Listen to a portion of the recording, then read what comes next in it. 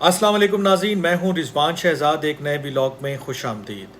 नाज़रीन, जब से ट्रंप इलेक्शन जीते हैं और जब वो 20 जनवरी के बाद हलफ उठा के सदर ऑफिस में आ जाएंगे, इस हवाले से जो बहुत ज़्यादा कंसर्न्स हैं, बहुत ज़्यादा चीज़ें डिस्कस हो रही हैं, उसमें मास डिपोर्टेशन का फैक्टर या जो उनकी बात है, जो उनका प्लान है, प्रोग्राम है, वो सबसे ज़्यादा डिस्कस हो रहा है। उसके ऊपर लोग ज़्यादा बात कर रहे हैं, परेशान हैं, सवाल पूछ रहे हैं। और उन सवालों में जो सबसे ज़्यादा सवाल डिस्कस हो रहा है, जो लोगों के जहन में बैठ गया है, कि जब वो तारकीन वतन के ख़िलाफ़ ये कैंपेन शुरू करेंगे, उनको अमेरिका से बाहर भेजने का प्लान उनका जो प्रैक्टिकली जब उसको वो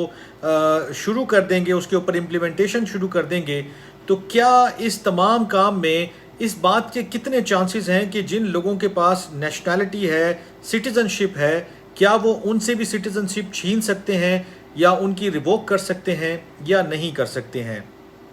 हर बंदा जो है वो इस वक्त इस चीज़ का सवाल ढूंढ रहा है कि कहीं को खुदा न खास्ता कोई ये जो मामला है वो मेरे साथ तो नहीं हो जाएगा, मुझे क्या करने की ज़रूरत है और मुझे किन चीज़ों का ख्याल रखना है। तो इस वीलॉग में मैं आपके सामने वो सारी सिचुएशन क्लैरिफाई कर देता हूँ। और फिर दो चीज़ें ऐसी हैं कि जो जो लोग अमेरिका में रह रहे हैं और वो इस प्रोसेस से थोड़ा सा खाइफ हैं, उनके जहनों में इबाहम हैं, सवाल हैं, और वो डरे हुए हैं कि जैसे ही ट्रंप आएंगे तो उनके साथ क्या होगा, कहीं उनकी नेशनैलिटी, उनकी सिटीज़नशिप तो नहीं छीनी जा सकेगी। उसके भी दो ऑप्शन बता देता हूँ, दो चीज़ें बता देता हूँ कि क्या चीज़ें हैं कि जो उनके फेवर में जाती हैं। सबसे पहली बात ये कि ये जो सारी डिबेट है जो मास डिपोर्टेशन के हवाले से, इसके अंदर जो एक ट्रिगरिंग फैक्टर आया था वो उस वक्त आया कि जब ट्रंप के जो फॉर्मर एक पॉलिसी एडवाइज़र थे स्टीफन मिलर, उन्होंने एक ट्वीट किया। और उनके ट्वीट का लुबे लुबाब कुछ इस तरह से था कि बिल्कुल जो है वो हम डी नेचुरलाइजेशन जो प्रोजेक्ट है अंडर ट्रंप उसको जारी रखेंगे 2025 में। लेकिन जो वर्ड ज़्यादा लोगों की अटेंशन में आया वो था कि expect it to be turbo charged. तो ये एक ऐसी चीज़ थी कि जो बहुत ज़्यादा वायरल भी हुई, लोगों के जहनों में सवाल आने लगे कि यार ये क्या होगा और कैसे होगा, और कहीं ऐसा ना हो कि हम जो इतने बरसों से यहाँ रह रहे हैं या इतनी चीज़ें हमारी सेटल डाउन हो चुकी हैं तो कहीं हम उनसे ही हाथ ना धो बैठें। तो क्या आपको ये जो बयान है और ये जो ट्रंप की पॉलिसी है और ये जो उनकी नई एडमिनिस्ट्रेशन जो आ रही है, उनके आने के बाद परेशान होने की ज़रूरत है कि क्या आपकी सिटीज़नशिप के हवाले से आपको कोई फ़िक्रमंद होने की ज़रूरत है या नहीं है? ये बड़ा इंपॉर्टेंट है कि जब ये हम सारी चीज़ें डिस्कस कर रहे हैं तो ये जान लिया जाए कि ये जो डी नेचुरलाइजेशन प्रोसेस है ये बेसिकली है क्या, और ये आपको कैसे अफेक्ट कर सकता है या आप इससे कैसे बच सकते हैं। तो ये इसका मैं थोड़ा सा मुताला भी कर रहा था और चीज़ें डिस्कस भी कर रहा था लोगों से। तो ये चीज़ें सामने आई कि ओबामा एडमिनिस्ट्रेशन के टाइम के ऊपर जो है उन्होंने, उनकी जो गवर्नमेंट थी, उन्होंने होमलैंड के ज़रिए, होमलैंड सिक्योरिटी के ज़रिए एक प्रोजेक्ट शुरू किया था जिसका नाम था ऑपरेशन जेनस। ये जो ऑपरेशन जेनस था, बेसिकली इसमें जो काम था वो ये था कि आपने जो पुराना जो रिकॉर्ड था कि जब भी आप कभी अमेरिका गए हैं, आपके फिंगरप्रिंट्स मौजूद हैं, आपका दीगर डेटा मौजूद है, उस सारे डेटा को उन्होंने मैच करने की कोशिश की कि हमारे पास जो क्रिमिनल डेटा है लोगों का, जो भी हमारे पास ऐसे रिकॉर्ड्स में मौजूद हैं चीज़ें, तो उसको मैच किया जाए, देखा जाए कि इन जो आने वाले लोग हैं और ये जो क्रिमिनल रिकॉर्ड है इसमें कितने लोग मैच करते हैं, ताकि उनके ख़िलाफ़ एक प्रोसेस शुरू किया जाए, उनकी जो सिटीज़नशिप है उसको ख़त्म किया जाए, जिसको डी नेचुरलाइजेशन कहते हैं, और फिर उनको मुल्क बदर कर दिया जाए।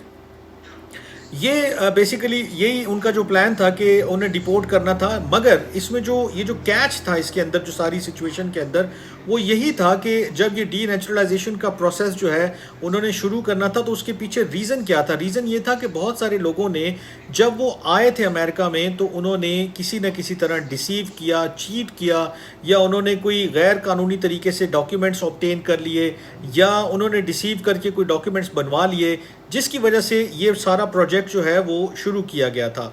अब जब ये सारी चीज़ें हो गई, ओबामा चले गए और ट्रंप उनकी जगह पहली मर्तबा जब इलेक्ट होके आए थे, तो उन्होंने इस प्रोग्राम को मज़ीद बढ़ा दिया था। अब उन्होंने जब बढ़ाया था तो उसके अंदर दो तीन चीज़ें और ऐड हो गई थी। उसमें एक तो ये था कि अगर किसी के ख़िलाफ़ कोई ऑर्डर ऑफ रिमूवल मौजूद है तो उसको एक्सपेडाइट किया जाए। दूसरे नंबर पे उन्होंने कहा था कि अगर आपकी एप्लीकेशन के अंदर कोई डिस्क्रपेंसीज मौजूद थी जब आप अप्लाई कर रहे थे नेचुरलाइजेशन के प्रोसेस के लिए, तो उसको भी जो है वो देखा जाए, और अगर कोई गलती और कोई कोताही सामने आती है तो उस बंदे को भी जो है वो मुल्क बदर किया जाए।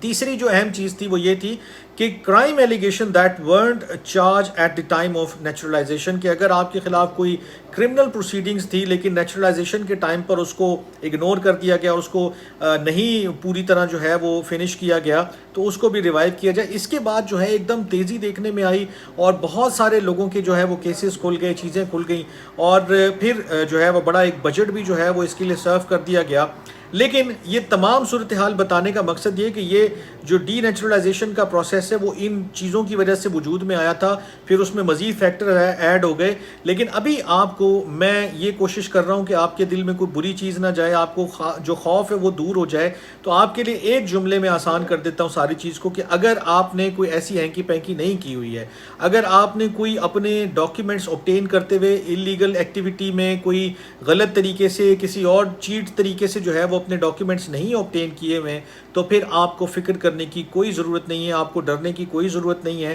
اگر آپ نے کوئی دو نمبری نہیں کی ہے تو پھر آپ کے خلاف کوئی ایکشن نہیں ہوگا، آپ کی سٹیزن شپ کو اتنی آسانی سے ریووک نہیں کیا جا سکتا۔ اس کے دو بڑے ریزنز ہیں، اور وہ دو ریزنز میں آپ کو بتا دیتا ہوں تاکہ آپ کے ذہن میں رہیں۔ ایک تو یہ کہ آپ اس سارے پروسیس کو ڈسکس کرنے کے بعد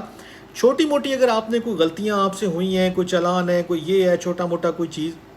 اٹ ڈزنٹ میٹر، اس کا کوئی اتنا ایشو نہیں ہے۔ لیکن اگر آپ کوئی میجر قسم کی کرمنل ایکٹیویٹیز میں انوالو رہے ہیں تو پھر آپ کو پریشان ہونے کی ضرورت ہے۔ اگر آپ نے کاغذات حاصل کرتے ہوئے کوئی دو نمبری کی ہے پھر آپ کو پریشان ہونے کی ضرورت ہے، ادروائز آپ کے خلاف کوئی ایکشن نہیں ہوگا۔ یہ اتنا آسان نہیں ہے کہ ایک چلتی اکانومی میں سے 15-20 ملین افراد کے ساتھ ساتھ ان لوگوں کو بھی باہر نکالنے کی بات کی جائے کہ جو اس اکانومی میں کنٹریبیوٹ کر رہے ہیں اور جن کا جو ایک پورے پروسیس سے ہو کر وہاں تک پہنچے ہیں۔ وہ صرف ان لوگوں کے پیچھے جانا چاہتے ہیں کہ جنہوں نے کوئی دو نمبری کی ہے۔ اگر آپ نے نہیں کیے تو پھر آپ کے لیے کوئی پریشانی نہیں ہے۔ اور اس میں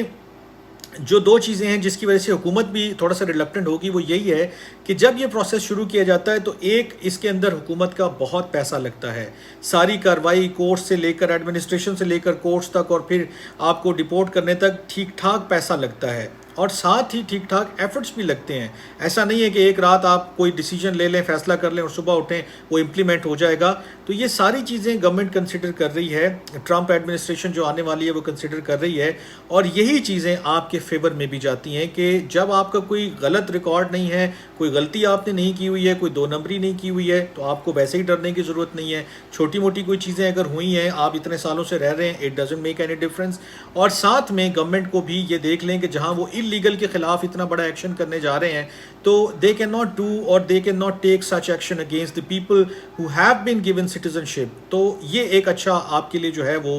ریلیف کا پہلو ہے اور ایک اچھی خبر ہے کہ جو اس ویلاگ کے ذریعے میں آپ کو دے رہا ہوں۔ آئندہ بھی اس طرح کی چیزیں لے کر آپ کے پاس حاضر ہوتا رہوں گا، تب تک کے لیے اپنا بہت خیال رکھیے گا۔ اللہ نگہبان۔